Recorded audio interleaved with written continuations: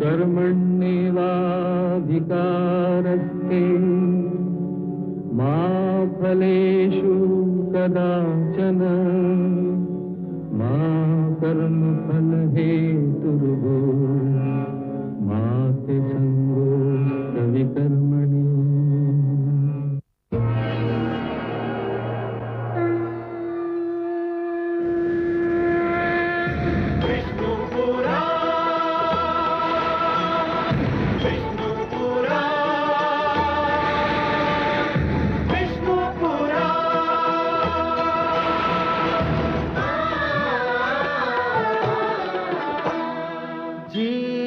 ज्ञान ब्रह्म ज्ञान अथ श्री विष्णु पुराण ओम की कथा महान जय श्री विष्णु पुराण विष्णु पुराण विष्णु पुराण विष्णु पुराण प्रगटे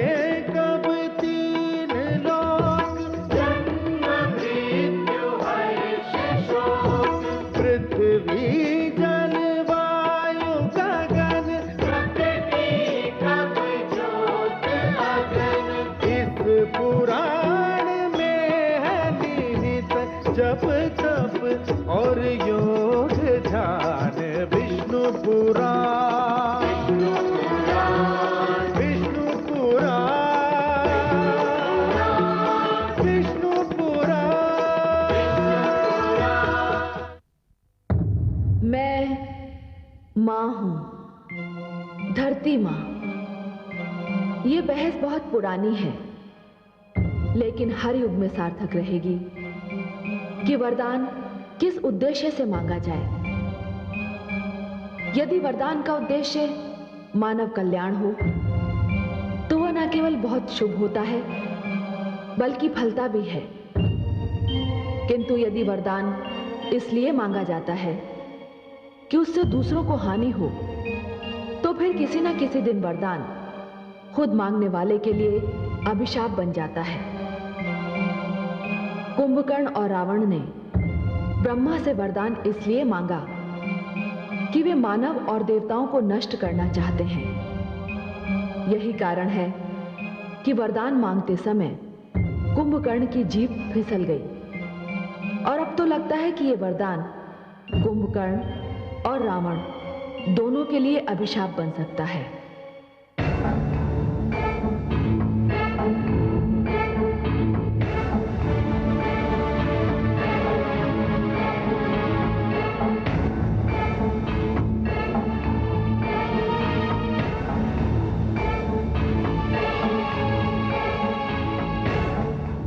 आपने स्मरण किया पिताश्री? हाँ पुत्रो, मैंने तुम्हें स्मरण किया। भ्राता कुंभकर्ण के जागने का दिन निकट आ रहा है, इसलिए हमें युद्ध की समस्त तैयारियां करके ठीक उस दिन देवलोक पर आक्रमण करना होगा जिस दिन मेरा भाई निद्रा से जागेगा। और वो भी चौथा प्रहर आरंभ होने से पहले, नहीं तो उनको फिर से नींद आने लगेगी। तुम उसकी चिंता ना करो अक्ष कुमार, देवसेना के सामने आते हम आक्रमण कर देंगे। मुझे पूर्ण विश्वास है कि भ्राता कुंभकर्ण सोने से पहले देवसेना को परास्त कर ही देंगे। किंतु तुम दोनों तो तैयार हो ना? मैं सर्वथा तैयार हूं पिताश्री। तैयार तो मैं भी हूं पिताश्री, किंतु मुझे युद्ध भूमि में आने में कुछ विलंब होगा। कैसा विलंब मेघनाथ? मैं माया का उपासक हूं पिताश्री। माया की उपासना का परामर्श मुझे दादाश्री असुरराज समाली ने दिया था। इसीलिए मैं परसों से माया की आराधना में लीन हूं। पिताश्री, माया ने मुझसे एक वचन लिया है।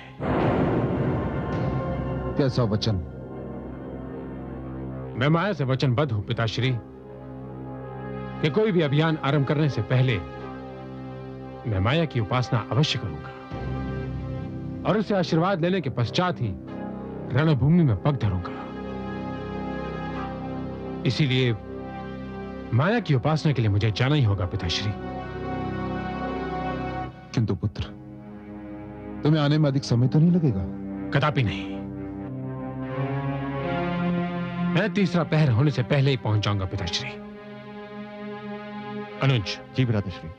तुम पिताश्री के साथ रहना, और यदि कोई समस्या आए तो मुझे बुला लेना।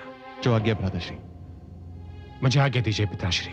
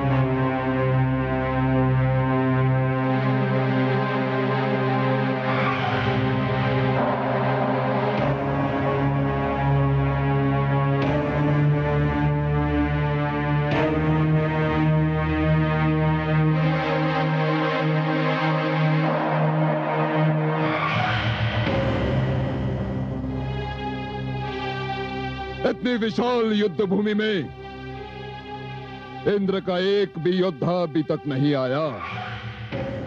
इतना विलंब क्यों? आने में अवश्य विलंब हुआ है भ्राताश्री, परंतु जाने में तनिक भी विलंब नहीं होगा। अच्छी कही मजले, अच्छी कही।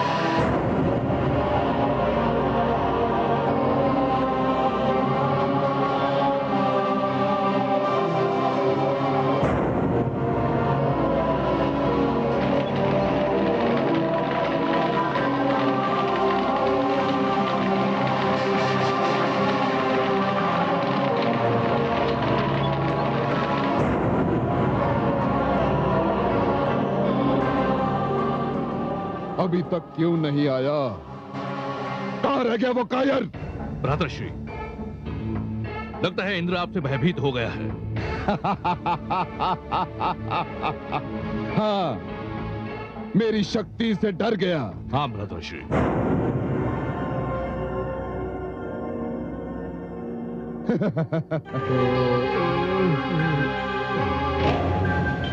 लगता है ऐसा ही कुछ हुआ है। ये क्या मजली? निद्रा तो अभी से तुम पर प्रहार कर रही है। जागने का प्रयास करो मजली। क्या करूं भ्रातृश्री? तीसरा पहर ढला जा रहा है। अब मैं प्रयत्न करूं भी तो जाग नहीं सकता। जागने का प्रयास करो मजली। जागने का प्रयास करो। जागने का प्रयास करो मजली। जागने का प्रयास करो। हाँ, अब मैं समझा। वो कायर इंद्र कदाचित इसी की प्रतीक्षा कर रहा है कि तुम्हें निद्रा कब आए। जागने का प्रयास करो मजली। जागने का प्रयास करो।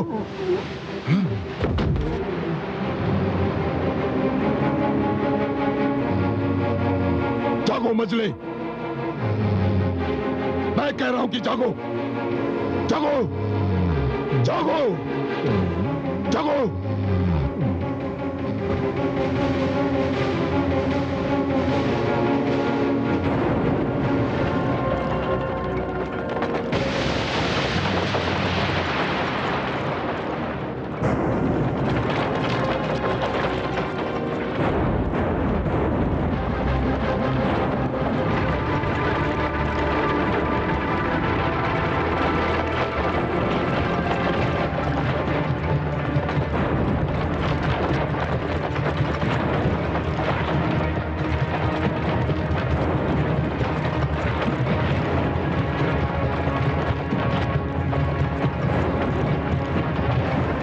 अक्ष कुमार।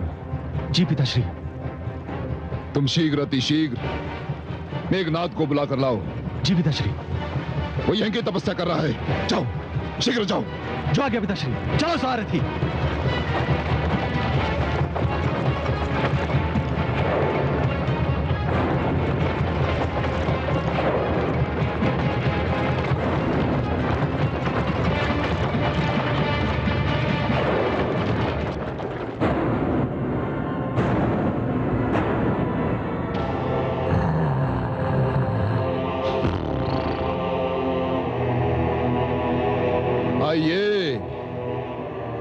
आइए देवराज इंद्र, मैं लंकापति रावण आपका स्वागत करता हूं।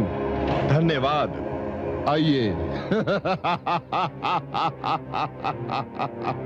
कहिए लंकेश, कहिए। सब कुशल तो है? कुशल तुम अपनी मनाओ इंद्र, क्योंकि तुम मेरी शक्ति के सामने ठहर नहीं पाओगे। अच्छा, तुम्हारी शक्ति? इसकी शक्ति? रावण, तुम्हारी शक्ति तो रण क्षेत्र में गहरी नींद सो रही है और कदाचित बड़े सुंदर सपने भी देख रही है। अब तुम्हारा क्या होगा लंकेश? मेरा क्या होगा? मेरा क्या होगा इंद्र?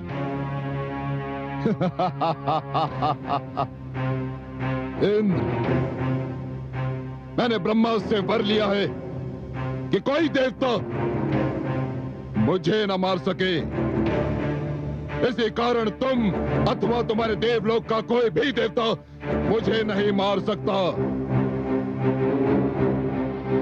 आधा युद्ध तो मैंने इसी तर्क से जीत लिया ना इंद्र? हाँ? तुम मुझे नहीं मार सकते। दशरथ इस युद्ध में है ही नहीं। यदि होता तो भी क्या? होता तो भी क्या इंद्र?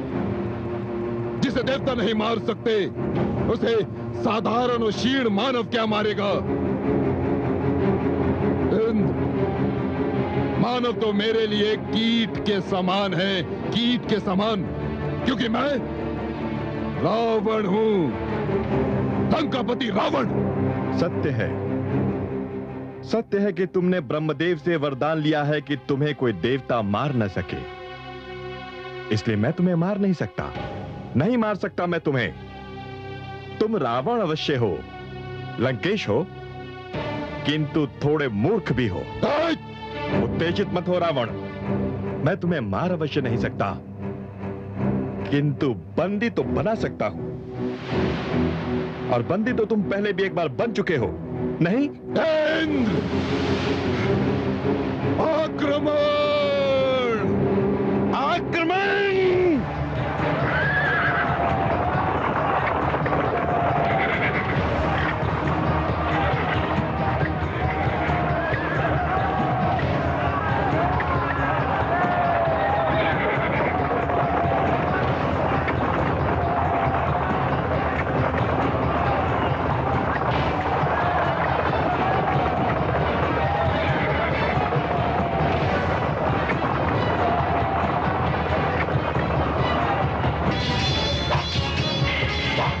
सारथी रथ रोको।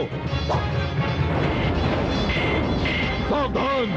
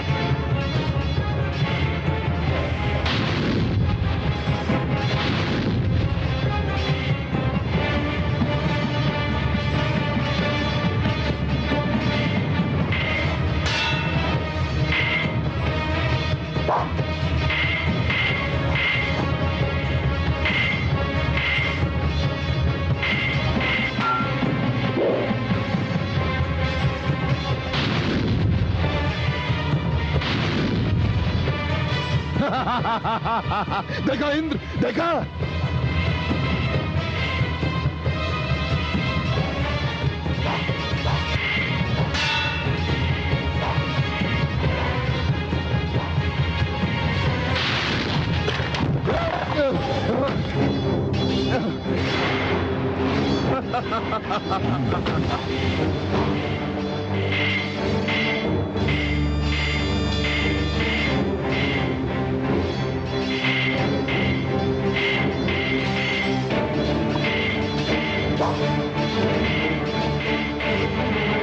सावधान इंद्र!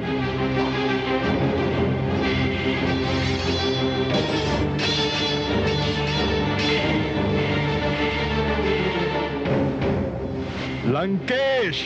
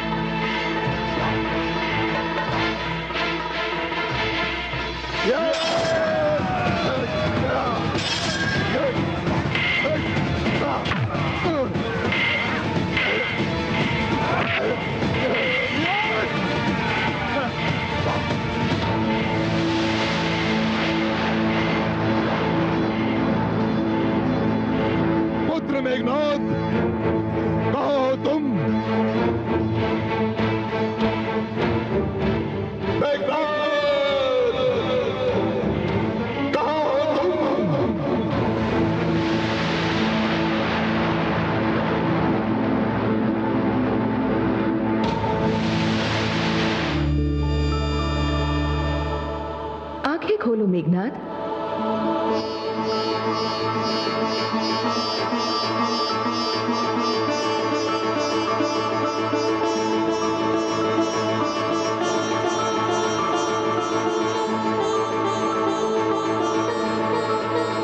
मैंने तुम्हारी तपस्या स्वीकार की।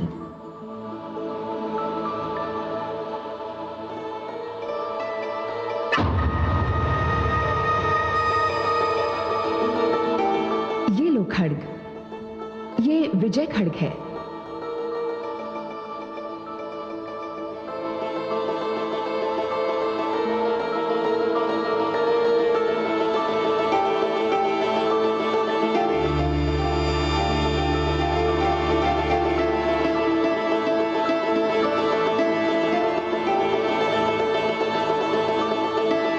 भ्राताश्री, भ्राताश्री, शीघ्र चलिए भ्राताश्री, हमारी सेना संकट में है। हमारी सेना संकट में है? जी। चलो। लंकेश, लंकाधिपति रावण जो देवलोक पर विजय प्राप्त करने चला था, जिसे देवताओं के हाथों मारे न जाने का वरदान प्राप्त था, है ना?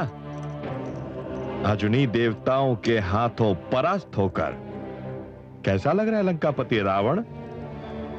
उत्तर दो। ये तुम्हारी भूल है इंद्र। मैं लंकापति रावण हूं, और लंकापति रावण को इस संसार की बड़ी से बड़ी शक्ति भी परास्त नहीं कर सकती। अच्छा। हाँ, नहीं कर सकती।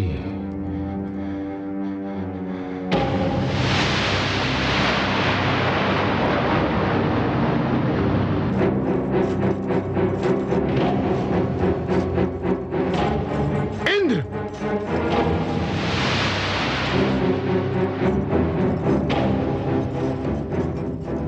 इंद्र, मेरे पिताश्री को मुक्त कर दो, नहीं तो परिणाम बहुत बुरा होगा। मैं रावण पुत्र मेघनाद तुम्हें कठोर दंड दूंगा। कठोर दंड दोगे?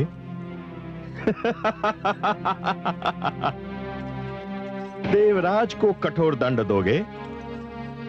मूढ़ दुस्साहसी बालक, जाओ जाओ, जाकर अपने राजभवन में विश्राम करो। यदि हमारे मार्ग को रोकने का प्रयत्न किया तो तुम दोनों पुत्रों का भी वही परिणाम होगा जो तुम्हारे अहंकारी दुराचारी दुर्बुद्धि पिता का हुआ है। जाओ।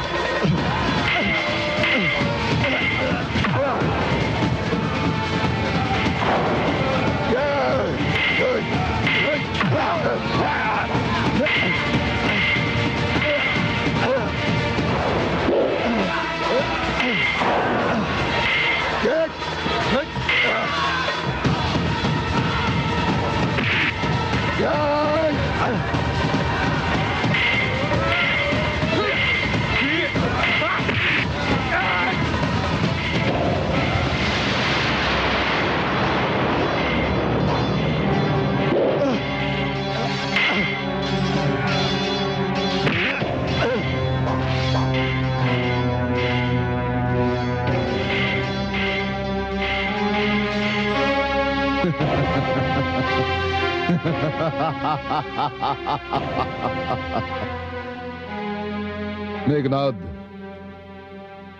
मेरे पुत्र, मुझे तुम पर गर्व है। मुझे गर्व है नाना श्री सोमाले पर, जिन्होंने तुम्हें युद्ध नीति सिखाई। गर्व है मुझे।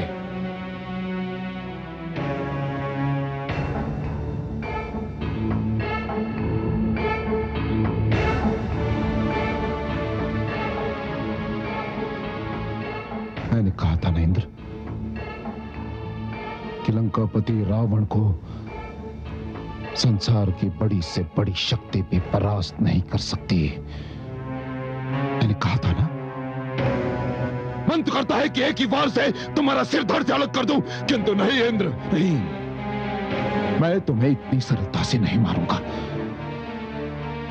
इतनी सरलता से नहीं मारूंगा तुम्हें। ले चलो इसे।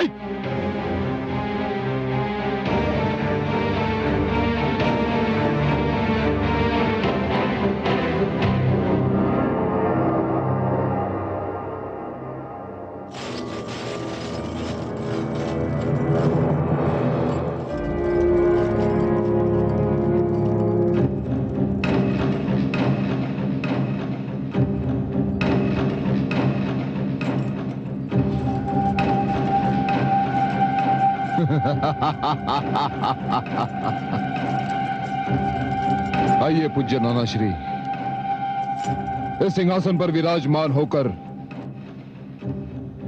मुझे त्रिलोक विजय का आशीर्वाद दीजिए। नाना श्री, इस आसन पर सर्वाधिक आपका अधिकार है। विराजिए। हे गुरुदेव, यह आपकी ही कृपा है कि मैं पिताश्री को देवराज से मुक्त करा सका। देवलोक पर विजय भी उसी शिक्षा का फल है जो आपने मुझे दी है। धन्य है मेरे शिष्यों, मुझे अपनी गुरुदक्षिणा मिल गई। देवलोक की विजय मेरे जीवन का स्वप्न था, जो तुमने पूरा कर दिखाया। यह केवल आपका आशीर्वाद है नाना श्री। विराजिए।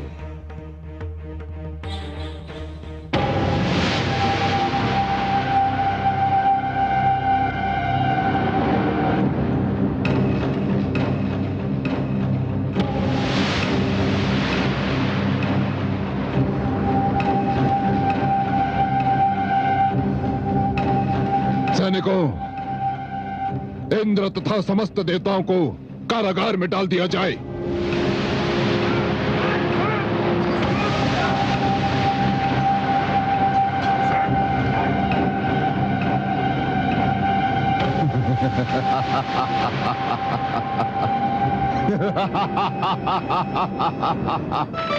ओम अग्नेनाय सुपधाराय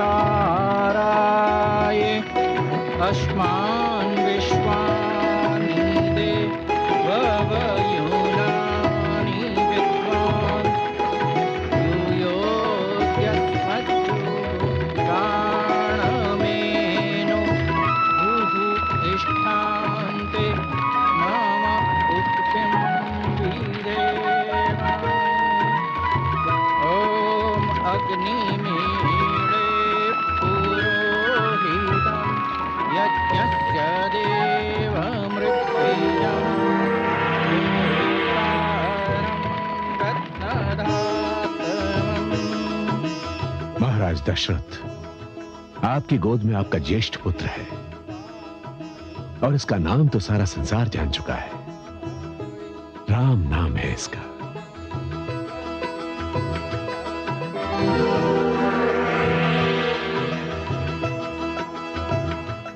महारानी कौशल्या, आपकी गोद में जो कैकेयी पुत्र है, इसको सारा संसार भरत के नाम से जानेगा। महारानी,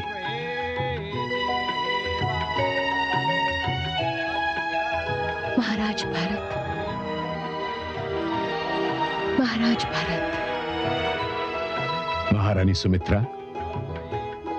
आपकी गोद में जो बालक है उसे यह जगत लक्ष्मण के नाम से जानेगा। लक्ष्मण। महारानी कैकेयी, आपकी गोद में जो बालक है उसे यह संसार शत्रुघ्न के नाम से जानेगा। शत्रुघ्न। कल्याणम मस्तु।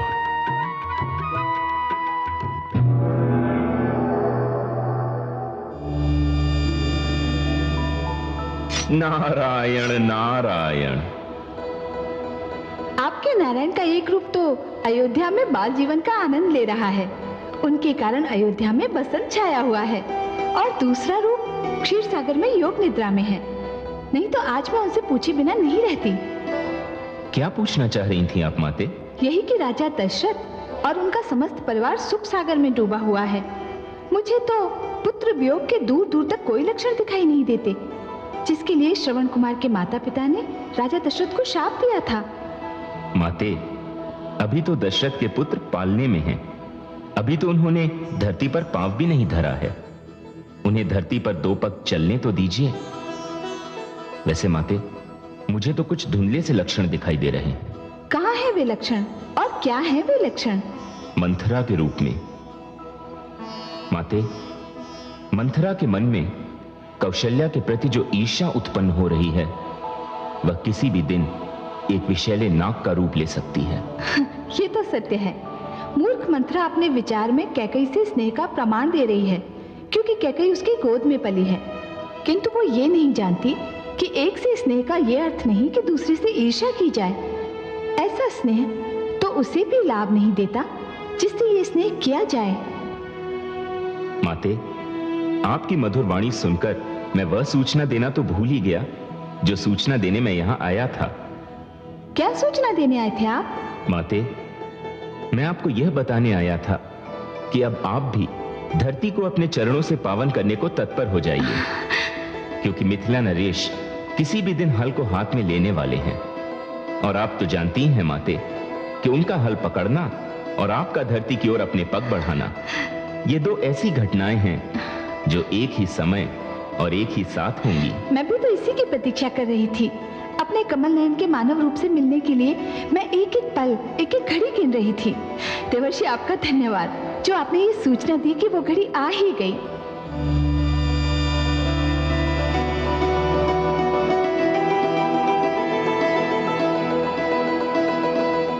नारायण नारायण।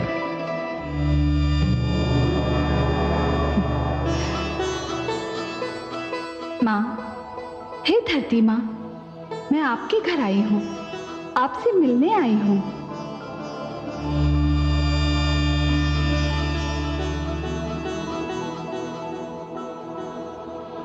आप मेरे घर पधारी हैं, मेरे अहोभाग्य। हे माता लक्ष्मी, आपने जनकपुर को अपने पावन चरणों से छू लिया। अब यहाँ पड़ा अकाल अवश्य समाप्त हो जाएगा। हे माँ, जब राजा स्वयं साधारण कृषक की भांति हल और बैल संभाल ले तो अकाल कैसे ठहर सकता है? उसे तो जाना ही होगा। मुझे आपकी सहायता की आवश्यकता है धरती माँ। मैं आपकी सेवा कर सकूं तो मेरा परम सौभाग्य होगा। आदेश दीजिए। मैं भूमि कन्या बनकर संसार में आना चाहती हूँ। मुझे अपनी पुत्री के रूप में स्वीकार कर लीजिए धरती माँ। मैं अपने भाग्य पर जितना भी गर्व करूं कम है। आइए, मैं आपके लिए अपनी बाहें पसारे खड़ी हूं।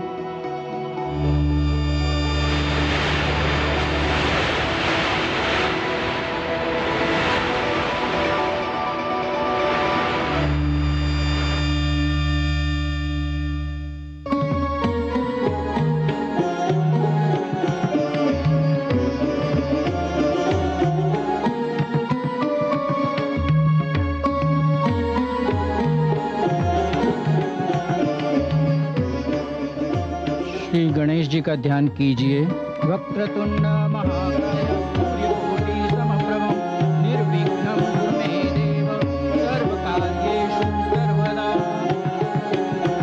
ओम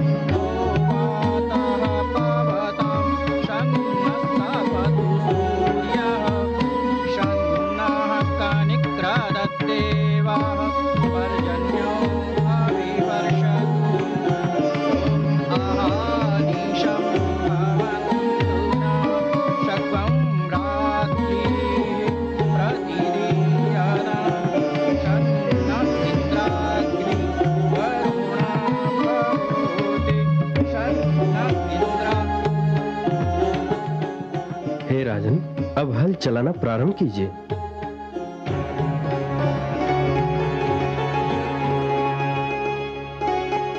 हे नारायण, हे विष्णु, जहां हल की पूजा होती है वहां कृषक कैसे भूखा रह सकता है?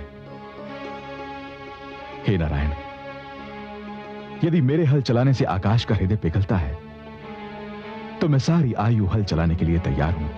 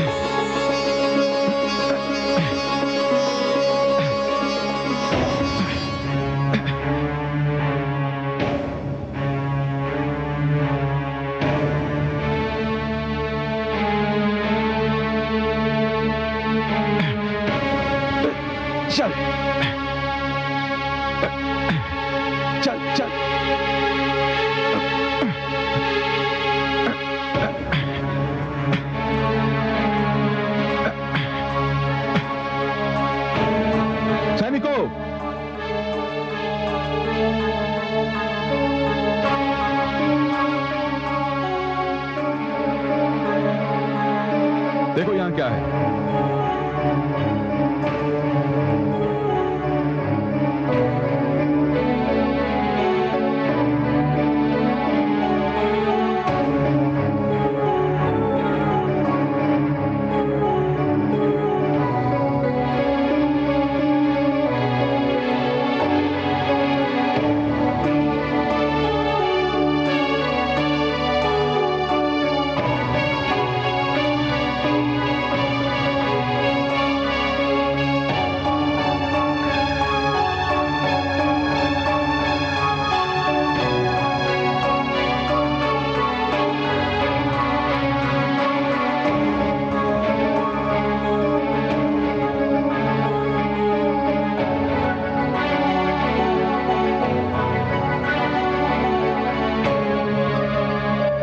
इसे उधर ले जाओ।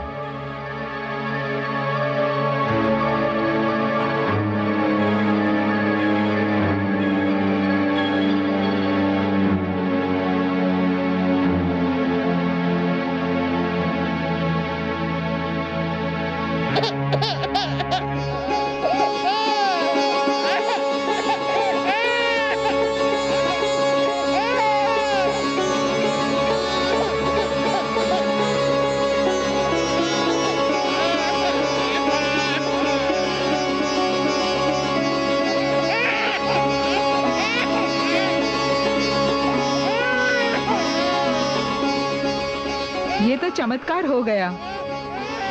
धरती माता ने हमें कन्या प्रदान की है।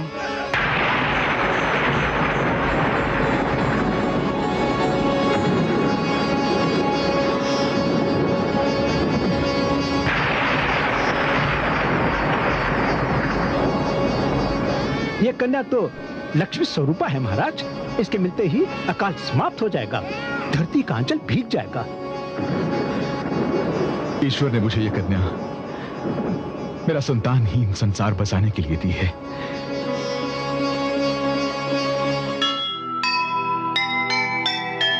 चिंता का दुख बांट ले, राजा वही महान। कैसे रहे अकाल जब राजा बने किसान। धरती ने भी हर्ष से भर दी उनकी गोद। जनक सुता के जन्म पर छाया मोद प्रमोद, छाया मोद प्रमोद।